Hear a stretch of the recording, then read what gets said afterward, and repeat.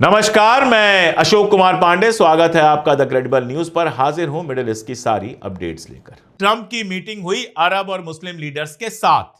Meeting में exactly क्या बात हुई है ये तो अभी बाहर नहीं आया है, लेकिन बताया यह जा रहा है कि मीटिंग के बाद ट्रंप का यह कहना था कि किसी भी तरह से गजा के अंदर जो जंग है वो पूरी तरह से खत्म होनी चाहिए, गजा के अंदर पीस एस्टैब्लिश होनी चाहिए। अब यह बात सुनने में तो बहुत अच्छी लगती है कि गजा में हमेशा हमेशा के लिए जंग को खत्म कर दिया जाए, लेकिन यह इतनी आसान चीज है नहीं। और खास तौर पर तब तो बिल्कुल नहीं है जब ट्रंप वही जबान बोलता है जो नेतन्याहू बोलता है, और नेतन्याहू कभी नहीं चाहता है कि गजा के अंदर जो जेनोसाइड चल रहा है वो खत्म हो। सारा जोर जो है, ट्रंप का सारा जोर अगर आप उठाकर देखेंगे तो होस्टेजेस हमको वापस चाहिए। भाई, हमास ने तो बहुत क्लियर कहा हुआ है कि हम एक बार में सारे होस्टेज वापस कर देंगे, बशर्ते आप कम से कम 60 दिन के सीज फायर की बात कीजिए कि 60 दिन तक इजराइल की बंदूकों से एक भी गोली नहीं चलेगी, इजराइल के जो जहाज हैं उनसे एक बम नहीं बरसेगा। अगर इसका वादा आप कर दीजिए तो हम आज ही सारे लोगों को एक साथ छोड़ने को तैयार हैं। यह तो हमास ने प्रपोजल दिया ही हुआ है, लेकिन इसके साथ इतने इफ एंड बट जोड़ दिए गए हैं कि सीज फायर जैसी कोई चीज फिलहाल तुरंत होती हुई नजर नहीं आ रही। जोड़ दिया गया कि नहीं साहब, हमास को छोड़ के जाना पड़ेगा, हमास को हथियार छोड़ना पड़ेगा, ये करना होगा, वो करना होगा। इसके बावजूद इजराइल अपनी आर्मी हटाएगा नहीं। तो जब सब कुछ वहीं रहेगा तो हमास या फलस्तीन और गजा के लोग ये क्यों ना सोचें कि अपने होस्टेजेज वापस लेने के हफ्ते भर के बाद अगर इजराइल फिर से वही सब कुछ शुरू कर दे तो इसकी गारंटी कौन लेगा? अमेरिका की गारंटी का तो कहीं कोई मतलब नहीं है। अमेरिका की गारंटी की अब कहीं कोई वैल्यू नहीं रह गई है। मैं एक एग्जांपल आपको लेबनान का दे देता हूं। लेबनान में टॉम बराक हैं एनवाई। वैसे तो ये टर्की के राजदूत हैं, टर्की के एम्बेसडर हैं, लेकिन लेबनान के मामले भी यही देखते हैं। क्रेडल को उन्होंने एक इंटरव्यू दिया और उस इंटरव्यू में कुछ बातें बिल्कुल साफ कर दी। इन्होंने कहा कि लेबनान की आर्मी को, जो ऑफिशियल आर्मी है, उसको हम हथियार दे रहे हैं, लेकिन ये हथियार इजराइल से लड़ने के लिए नहीं दे रहे हैं। हम कतई नहीं चाहेंगे वो इजराइल से लड़े। यह भी कह दिया कि लेबनान की जो ऑफिशियल आर्मी है वो सुन्नी आर्मी है और शिया है, आप जानते हैं, हिजबुल्लाह। तो सुन्नियों को हथियार दिया है कि वो शियाओं को मार सके या शियाओं से हथियार छीन सके। यानी एक लाइन में टॉम बराक ये कह रहे हैं कि अमेरिका हथियार दे रहा है लेबनान को ताकि वो अपने नागरिकों को मार सके, आपस में लड़ सके। इजराइल से कोई सिक्योरिटी नहीं मिलने वाली है। ये जो अमेरिका की सोच है कि लेबनान के लोग आपस में लड़ते रहें लेकिन इजराइल से उनको कोई सिक्योरिटी ना मिले, इजराइल ने जिन जगहों पर कब्जा किया है वो बना रहे और आगे भी इजराइल जो चाहे वो करे, इस तरह की गुंडागर्दी के आगे आप बताइए अमेरिका की गारंटी का क्या मतलब है? वरना हिजबुल्लाह और इजराइल के बीच में जब सीज फायर हुआ था तो गारंटी किसने दी थी? अमेरिका ने ही दी थी। वो गारंटी कहां गई किसी को पता नहीं है, किस समंदर में खो गई किसी को पता नहीं है, और दुनिया में कोई सवाल नहीं पूछ रहा है कि आपने जो गारंटी दी थी वो कहां गई। यही सारा कुछ कल को गजा में हो, सारे होस्टेज वापस होने के बाद इजराइल यही खूनी खेल खेलने लगे और अमेरिका खामोश बैठा रहे, ट्रंप खामोश बैठा रहे, तो फिर कोई क्या कर सकता है? आपको पता है कि फ्रांस और कई सारे यूरोपीय मुल्कों ने फलस्तीन को खुद मुख्तार मुल्क का दर्जा दिया। यह दर्जा देने के बाद वाईटी नेट, जो इजराइल का एक ज़ायनिस्ट अखबार है, वो खबर छापता है कि यूएन में इजराइल की जबरदस्त डिफीट हुई है, हार हुई है। हार तो खैर है ही, क्योंकि जो मुल्क हमेशा इजराइल के साथ रहते थे वो आज इजराइल के कारस्तानी पर सवाल खड़े कर रहे हैं और फलस्तीन को खुद मुख्तार मुल्क का दर्जा दे रहे हैं। एक सेकंड में मैं आपको यह दिखा दूं कि गोदी मीडिया, फलस्तीन और इजराइल के मामले में गोदी मीडिया कैसे काम करती है। ये दो खबरें आपको अगल बगल दिख रही हैं। एक खबर कहती है कि वेस्ट बैंक में लोग इस बात की खुशियां मना रहे हैं, जुलूस निकाल रहे हैं कि फलस्तीन को खुद मुख्तार मुल्क का दर्जा मिला, और दूसरी खबर कहती है कि वेस्ट बैंक में लोग कंधे उचकाते हुए कह रहे हैं कि इससे हमें क्या मिलना है। आप सोचिए, बैलेंस करने के लिए कैसे दो खबरें एक साथ लगाई गई। यह खेल चलता है ताकि आप हमेशा इस बात को लेकर कंफ्यूज रहें कि यह रिकॉग्निशन से कोई फायदा मिला है कि नहीं मिला है।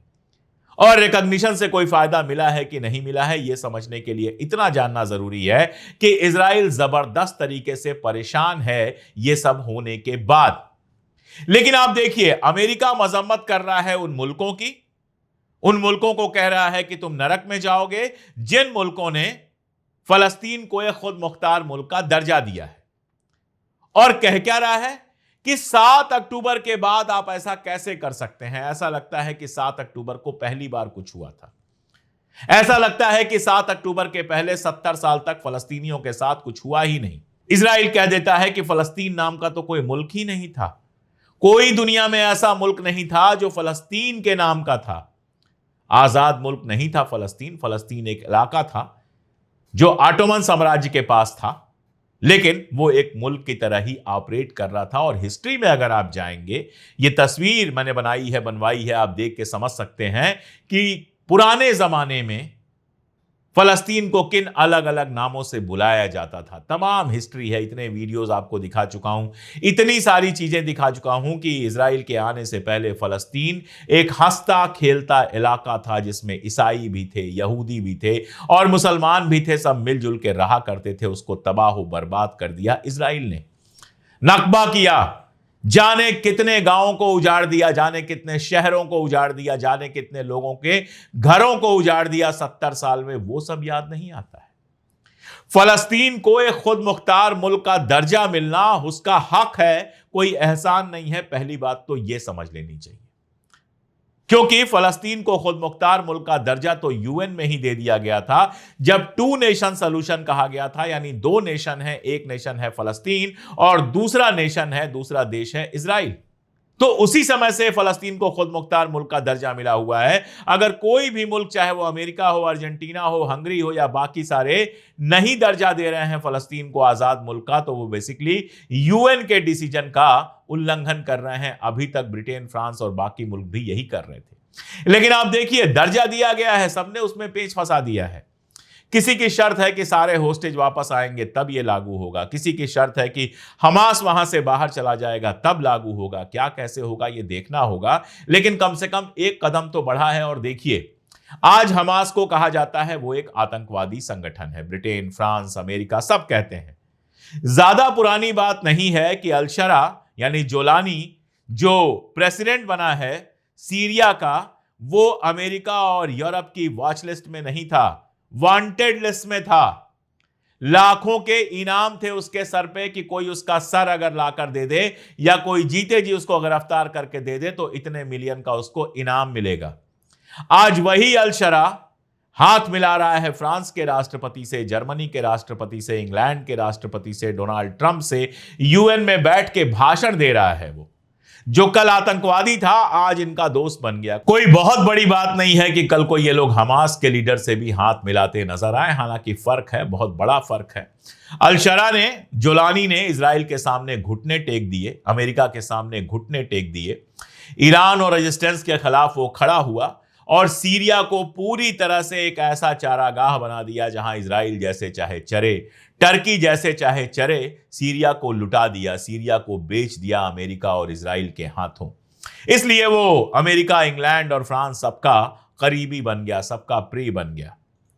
हमास के लोगों से ये उम्मीद करना मुश्किल है, लगभग नामुमकिन है, क्योंकि वो रेजिस्टेंस का एक पार्ट है और रेजिस्टेंस के जो पार्ट हैं, चाहे वो ईरान हो, चाहे हूथीज हो, चाहे वो हमास हो या हिजबुल्लाह हो, वो अमेरिका और इजराइल के सामने झुकने को तैयार नहीं। खैर, ये जो मीटिंग हुई है जिसमें सारे अरब नेशंस थे, कुछ मुस्लिम नेशंस थे, इससे क्या निकल के आता है ये एक आध दिन, 2 दिन में हो सकता है सामने आना शुरू हो।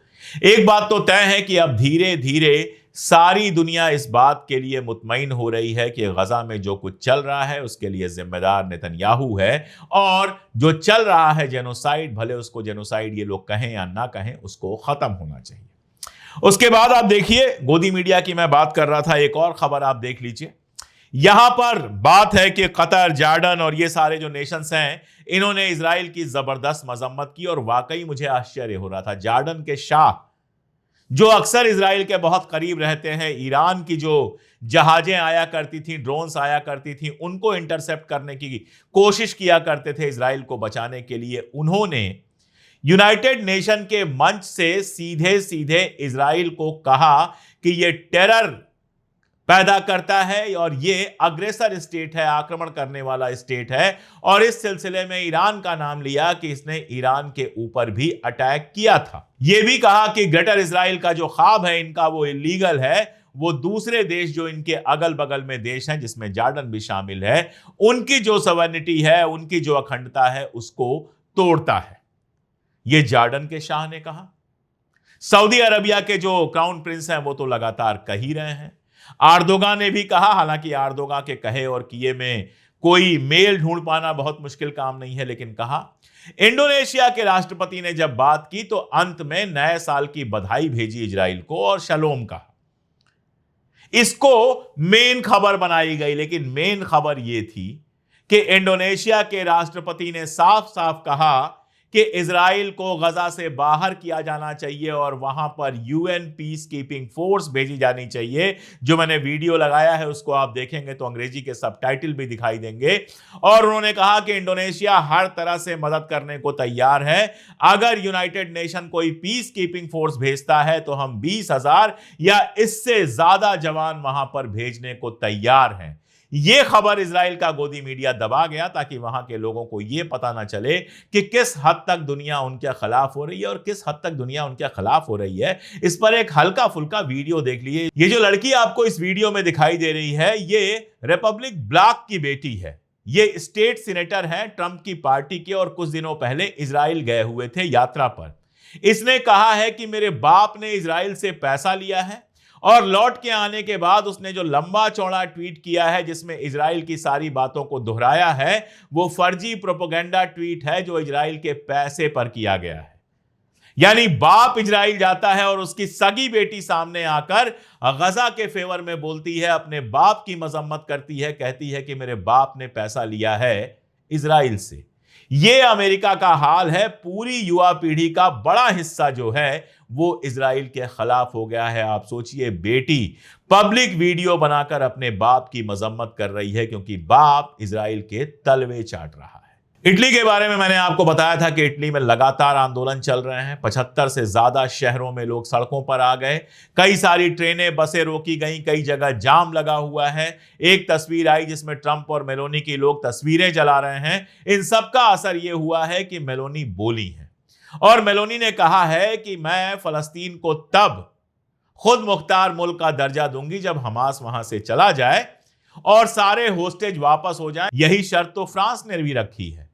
तो आप इसी शर्त के साथ दे सकती थी फलस्तीन को रिकॉग्निशन, लेकिन आपका तो इरादा नहीं था। अब जब जनता का प्रेशर पड़ा है, जब आवाम सड़क पे आई है, जब अपनी गद्दी हिलती हुई दिखी है, तो अब ये कह रही हैं कि हमास बाहर चला जाए और सारे होस्टेज वापस आ जाएं तो हम तुरंत फलस्तीन को रिकॉग्निशन दे देंगे। देखिएगा, आवाम का जो प्रेशर है वो इटली नहीं बाकी बचे हुए मुल्कों के नेताओं से भी ऐसे ही डरे हुए बयान दिलवाएगा। उधर एक बड़ी खबर ईरान से है। खामनेई साहब ने एक भाषण दिया है, टेलीवाइज्ड भाषण दिया है और उसमें एक बहुत इंपॉर्टेंट बात ये कही है कि अमेरिका के साथ किसी भी तरह के समझौते से कोई फायदा नहीं होना है, सिर्फ और सिर्फ नुकसान होना है। आप जानते हैं कि ईरान के ऊपर सैंक्शन लगाने की लगातार तैयारियां चल रही हैं। यूएन सिक्योरिटी काउंसिल में मामला गया था, वहां पर चाइना और रशिया ने वीटो कर दिया, लेकिन E3 कंट्रीज जो हैं, जर्मनी, फ्रांस और इंग्लैंड, ये लगातार कोशिश कर रही हैं कि ईरान के ऊपर और सैंक्शन लगाया जाए। हालांकि ईरान ने कहा है कि इससे हमारे ऊपर कोई फर्क नहीं पड़ेगा, लेकिन खामनेई का जो बयान है वो साफ बताता है कि अब ईरान की जो लीडरशिप है वो इस तरह के फालतू समझौतों से थक चुकी है और आगे समझौतों के लिए बहुत ज्यादा कोशिश करने नहीं जा रही है। इसके साथ मिलाकर अगर यह खबर पढ़ें कि मॉस्को के साथ, रूस के साथ ईरान का एक समझौता हुआ है और तेहरान और मॉस्को मिलकर 8 न्यूक्लियर प्लांट्स लगाने जा रहे हैं ईरान के अंदर। यानी ईरान के अंदर नए 8 एटॉमिक प्लांट लगेंगे और यह प्लांट लगाने में मदद करेगा रशिया। चाइना हथियार दे ही रहा है, तो जाहिर है कि ईरान के समझ में आ रहा है कि यूरोप अमेरिका से कितना भी हम समझौता कर लें, ये आज नहीं तो कल हमारे पीठ में छुरा भोंकने वाले हैं। इससे अच्छा है कि हम रशिया और चाइना के साथ दोस्ती बढ़ाएं, उनके साथ समझौता करें और अपनी ताकत को और ज्यादा मजबूत करें, ताकि इजराइल एक तो हिम्मत ना कर सके हमला करने की, और दूसरे अगर हमला करता है तो उसका मुंह तोड़ जवाब दिया जा सके। तो मोटी बात यही है कि गजा के अंदर सीज फायर की बात हो रही है, और जिस समय सीज फायर की बात हो रही है, गजा पे बम लगातार बरस रहे हैं। अभी आज की खबर है कि 51 लोग गजा में मार दिए गए। तो ये सारी बातें, रिकॉग्निशन सब ठीक है, लेकिन तुरंत गजा में जंग रुकवाने की, गजा में जेनोसाइड रुकवाने की जो जरूरत है, उसकी बातें तो बहुत सारी हो रही हैं, लेकिन कॉन्क्रीट कुछ निकल के नहीं आ रहा है। अब ट्रंप और मुस्लिम अरब नेताओं की बातचीत से कुछ निकल के आता है कि नहीं आता है? जमीन पर उसको अमली जामा पहनाया जाता है या सिर्फ हवाई बातें होती हैं, ये तो देखना होगा। और एक बड़ा खतरा बना हुआ है ईरान पर इजराइल के अटैक का, उसकी तरफ लगातार देखना होगा। मिडिल ईस्ट के हालात लगातार ज्वालामुखी के दहाने पर हैं, कभी भी विस्फोट हो सकता है। इसलिए जो कुछ जहां हो रहा है उसको बहुत गौर से लगातार देखे जाने की जरूरत है। जैसे जैसे जो कुछ होगा, मैं कोशिश करता हूं लगातार आपको अपडेट देता रहूं, कभी डेली, कभी एक आध दिन छोड़कर। आप भी हमारे साथ जुड़े रहिए, वीडियोस को दूर तक पहुंचाते रहिए, और अगर मुमकिन हो तो हमारी मेंबरशिप ले लीजिए। आप ज्वाइन बटन दबाकर मेंबरशिप ले सकते हैं, या फिर हमारे पिन कमेंट और डिस्क्रिप्शन में लिंक दिए हुए हैं, वहां से हमें ज्वाइन कर सकते हैं। ये 3 रुपए रोज से भी कम की मदद हमारे लिए बहुत बड़ी ताकत साबित होती है। आप साथ आएंगे तो हम हक की आवाज बिना डरे, बिना झुके लगातार उठा पाएंगे। आज के लिए इतना ही, बहुत शुक्रिया।